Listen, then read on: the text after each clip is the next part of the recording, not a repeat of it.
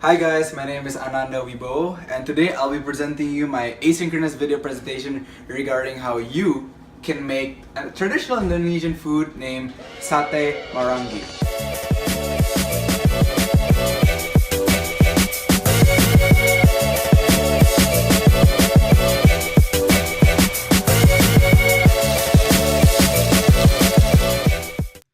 The purpose of this video is to educate food enthusiasts around the world about Indonesian cuisine and how unique it is from any other kinds of food around the world.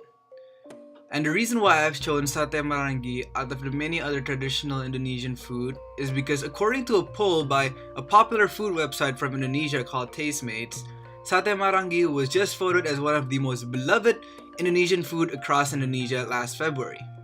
I also consider myself as a credible source for anything related to Sate Maranggi because I have been eating this dish every weekend in my grandma's house for as long as I can remember. And without further ado, I'll show you how to make Sate Maranggi with 3 simple steps. The first step demonstrates how to prepare the ingredients, the second step shows how to properly cook the beef, and the last step shows how to make the sauce for this incredible dish. So the first step that I will be discussing in this video is how to prepare the ingredients. And the ingredients required are 20 grams of garlic, 15 grams of red shallots, 15 grams of ginger, 1 tablespoon of salt, and 1 tablespoon of pepper. To prepare the garlic, you need to peel off the skin and cut it into very thin slices. You also do the same for the red shallots and the ginger. And once all of the ingredients are peeled and cut, you can put all of them inside a blender.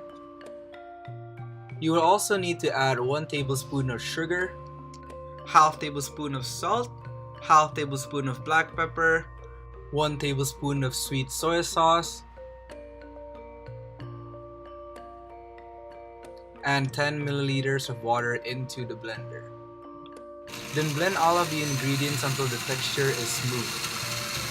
And that is the end of step 1, which means we can move on to step 2, which is to cook the beef. The first step is to choose beef with the size of around 1.5 inch. Then you pour the ingredients you have blended onto the beef. Before mixing it all together, don't forget to add more sweet soy sauce for extra flavor. Then mix the beef with the ingredients thoroughly until all of the meat is covered. And after this process is done, you can leave the meat for 15 minutes. While waiting for the meat to marinate with the ingredients, you can begin to put vegetable oil in the pan and skew the beef with wooden sticks. Then place the skewed beef onto the frying pan. We typically cook the beef until it's medium well. However, if you have another preference, there is no harm in cooking it another way. And that is the end of step 2, which means we can move on to step 3, which is to prepare the sauce for this incredible dish. You will need 3 pieces of dried chili and cut them into very thin slices. Then you will need 4 to 5 pieces of cherry tomatoes and cut them into smaller pieces. Now that you have prepared all of the ingredients required for the sauce, you can put everything inside a plastic cup and pour sweet soy sauce until all of the tomatoes and chilies are covered. And with the sauce prepared to perfection, simply pour it on top of the beef. And there you have it. As simple as that, you have made one of the most beloved traditional food across Indonesia.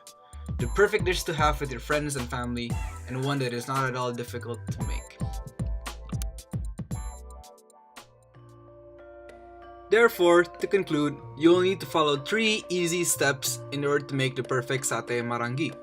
First, you'll need to prepare the ingredients that will be used to marinate the beef. Then, you need to mix the beef with ingredients well, skew it with wooden sticks, and cook it to your preference. Lastly, you need to make a sauce by cutting dried chili pepper, cherry tomatoes, and dredge it with lots of sweet soy sauce. So do yourself a favor. Instead of drooling over this video, get up and start cooking this wonderful dish. You can never go wrong with Sate Maranggi, and I, along with thousands of other Indonesians, can testify to that.